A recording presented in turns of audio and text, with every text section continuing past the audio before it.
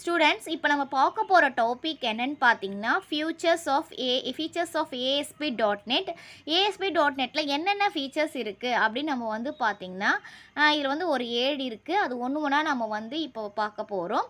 Separation of code from HTML, support for compiled languages, use services provided by the .NET framework, graphical development environment, state management, update files while the server is running, XML based configuration files. இதெல்லாம் பார்த்தீங்கன்னா ASP.NET features. இது எப்படிலாம் இருக்குன்னு சொல்லிட்டு பார்க்கலாம். First நம்ம பார்க்க போகிறது என்னது, separation of code from HTML. இப்போ வந்து பார்த்தீங்கன்னா to make a clean sweep with ASP.NET have the ability to completely separate layout and business logic. அப்படின்னு பார்த்தீங்கன்னா இப்போ ASP.NET அப்படின்றது என்னென்னு பார்த்தீங்கன்னா இஸ் ஏ கம்ப்ளீட் லேஅவுட். எதுக்காகனா பிஸ்னஸ் லாஜிக்காக.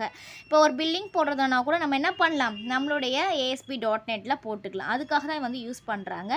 இது மோஸ்ட்லி என்னென்னு பார்த்தீங்கன்னா ப்ரோக்ராமர்ஸ்க்கும் டிசைனருக்கும் பார்த்தோன்னா எஃபிஷியண்ட்டாக இருக்கும், ஈஸியாக வந்து டிசைன் பண்ணுறதுக்காக இருக்கும். இப்போ பார்த்தீங்கன்னா இப்போ நம்ம HTML ஒரு டிசைனிங் பண்ணோம், நம்ம என்ன பண்ணுவோம், கோடிங் எழுதுவோம் இல்லையா, அதுக்கு டேக்லாம் போட்டு அந்த டேக் போட்டு அதை நம்ம எழுதுவோம். ஆனால் இங்கே .NET என்ன பண்ண போகிறோம், ஜஸ்ட்டு பட்டன்னா அந்த பட்டனை போய் ப்ளேஸ் பண்ண போகிறோம். அதுதான் பார்த்திங்கன்னா இதில். அப்போ என்ன ஆகும், நமக்கு கோடிங் எழுதுகிற டைம் மிச்சமாகும் இல்லையா. அப்போ நம்ம டிசைனிங் பர்பஸ் மட்டும் யூஸ் பண்ணுறதுனால நம்ம வந்து ஈஸியாக வந்து ப்ரோக்ராமர்ஸ்க்கும் டிசைனிங்கும் ஈஸியாக இருக்கும்.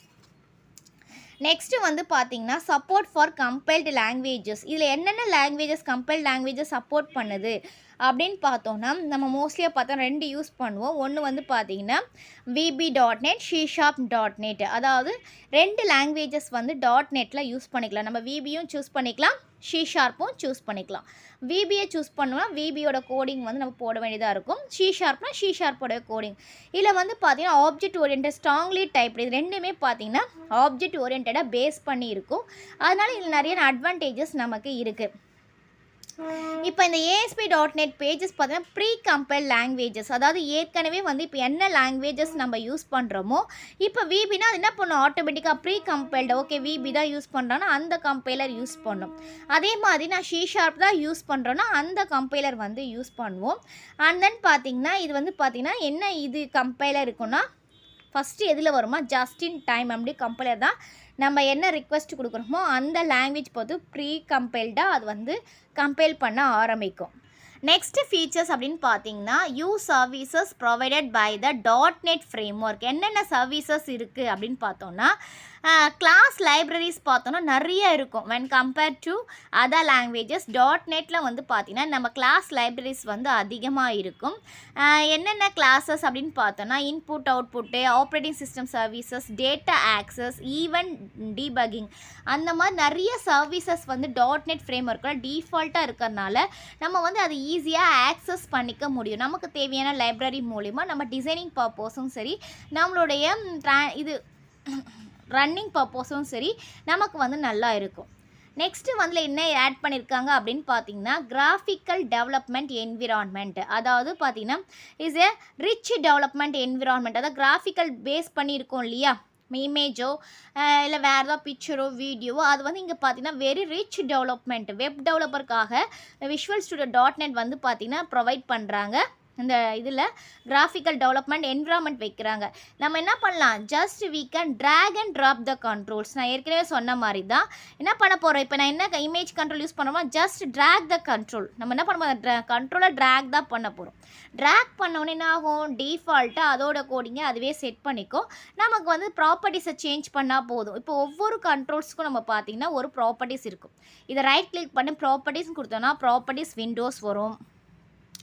அந்த ப்ராப்பர்ட்டிஸ் விண்டோஸில் நம்ம என்ன வேணால் சேஞ்ச் பண்ணிக்கலாம். ஐடி சேஞ்ச் பண்ணிக்கலாம், டெக்ஸ்ட்டை சேஞ்ச் பண்ணிக்கலாம், பேக்ரவுண்ட் கலர் கொடுத்துக்கலாம், அண்ட் தென் இங்கே டெக்ஸ்ட்டை ஆட் பண்ணிக்கலாம், வித்து, ஃபாண்ட்டு, இந்த மாதிரி நிறைய கிராஃபிக்கல் டெவலப்மெண்ட் என்விரான்மெண்ட்டு ஒவ்வொரு கண்ட்ரோல்ஸுக்குமே நம்மளால் பண்ணிக்க முடியும்.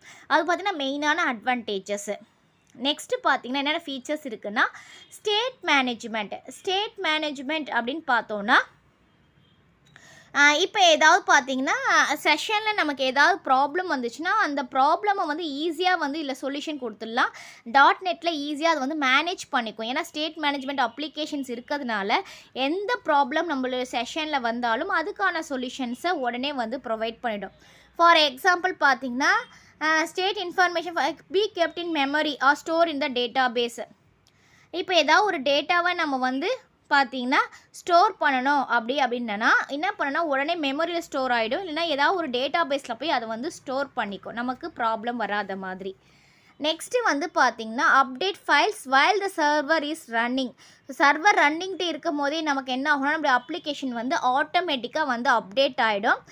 இதே ஆன்லைனில் இருந்துச்சுன்னு வச்சுக்கோங்களேன், server is online clients R connected, உடனே வந்து என்ன ஆகும், சர்வர் வந்து நம்மளால் கனெக்ட் பண்ணிக்க முடியும். கிளைண்ட்டை வந்து நம்மளால் ஆன்லைனில் இருந்துச்சுன்னா அது ஆட்டோமேட்டிக்காக என்ன ஆகும், ஆட்டோமேட்டிக்காக நம்ம ஒவ்வொரு டிரான்சாக்ஷனோ இல்லை வேறு ஏதாவது நம்ம பண்ணும் போதோ என்ன ஆகுனா சர்வர் வந்து ஆட்டோமேட்டிக்காக அப்போ அந்த ஃபைல்ஸை வந்து அவங்க கனெக்ட் பண்ண ஃபைல்ஸை வந்து ஆட்டோமேட்டிக்காக நமக்கு வந்து அப்டேட் பண்ணிக்கிட்டே இருக்கும்.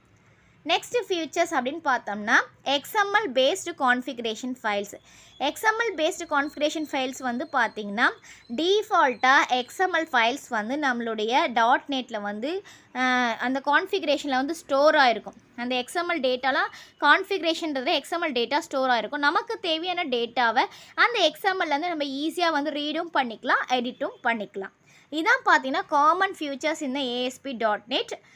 இந்த டாபிக் உங்களுக்கு கிளியராக புரிஞ்சிருக்கும்னு நினைக்கிறேன். Thank you students.